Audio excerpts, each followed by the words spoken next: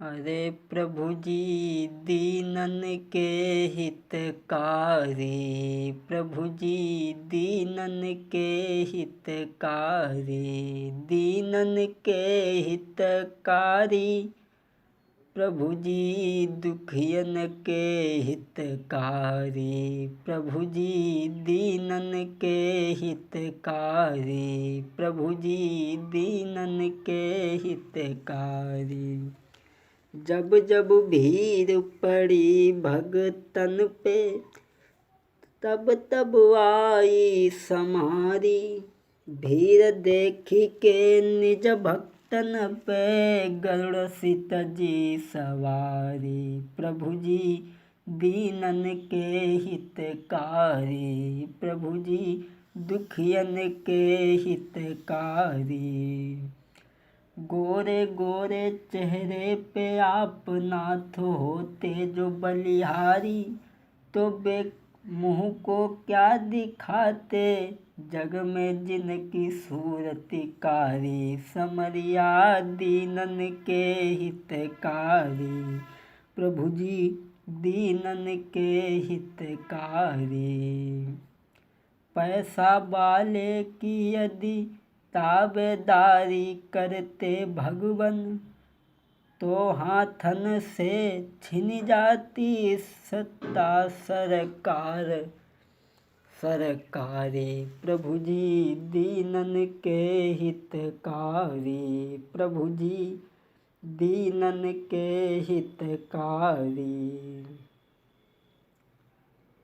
नक्शे में जब देखा तो संसार नजर आया, भगना इधर उधर का बेकार नजर आया, कभी मद्दा कभी तेजी बाजार नजर आया, कभी घटी कभी फायदा रोजगार नजर आया, मगर न कहीं तेरा दीदार नजर आया, मगर न कहीं तेरा दीदार नजर आया। हाँ भक्तों, आज मैं इस कथा में आपको समझाने के लिए चल रहे हैं श्रवण कुमार की गाथा। इसमें आप सुनेंगे कि एक माता पिता के भक्त ने किस तरीक़ा से अपने माता पिता को यात्रा करवाई। अयोध्या के बीच में एक बड़े ही अच्छे राजा हुए हैं। कैसे राजा थे?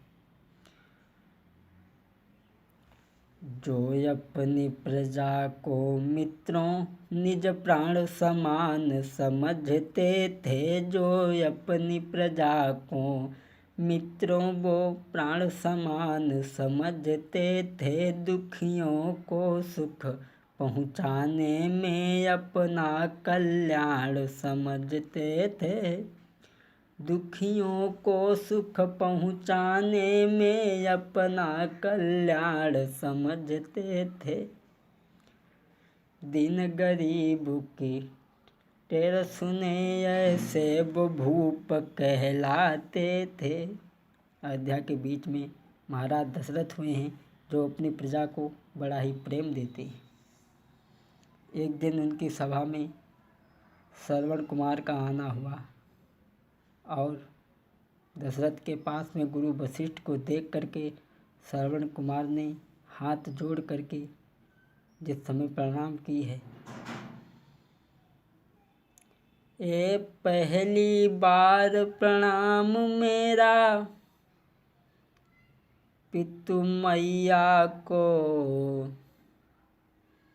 दूजा प्रणाम है प्रेम सहित जन्म भूमि सुखदाता को, दूजा प्रणाम है प्रेम सहित अरे जन्म भूमि सुखदाता को, तीजा प्रणाम है प्रेम सहित